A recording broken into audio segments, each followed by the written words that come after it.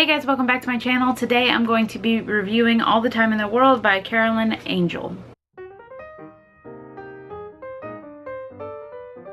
So I was sent this book for a review and it took me a little while to get through this book, honestly, because I've had a lot going on. Not necessarily because the book was slow or anything like that. It was just a little bit more difficult for me to get through everything because I have a lot going on, as I said.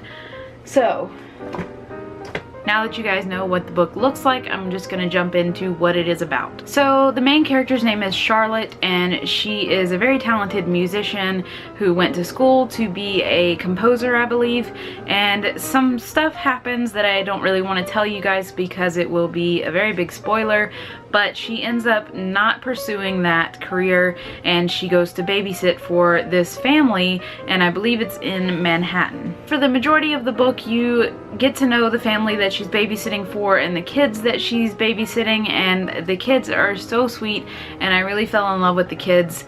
And the story itself is written very well. It kind of progresses from her taking care of the kids to things that happen and how the parents become involved and how even other relatives become involved in the situation.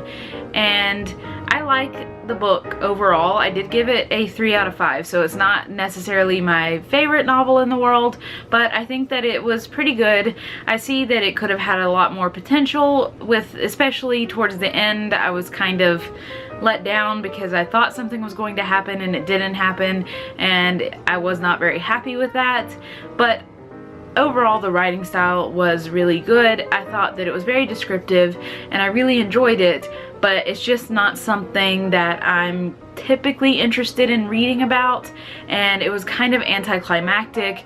There was no big huge turning point for me. It took a while to get to the big plot twists in the story, and when I got to them it was kind of like, they weren't that good. They didn't impact the story in a very big way, so it wasn't this book that just blew me away and amazed me at the things that happened. It just wasn't my cup of tea as far as that goes.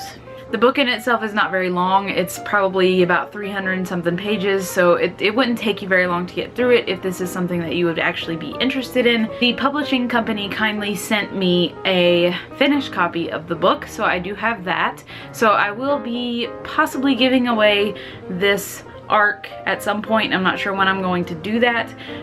Let me know if you guys are interested in reading it, and I might do a giveaway on it. It depends on how many people are actually interested in receiving it and reading it, because I don't want to give it to someone where they're just gonna have it sit on their shelf and not read it, because I think it deserves to be read. I think that other people will find more enjoyment from the book than I did because people have other interests than I do.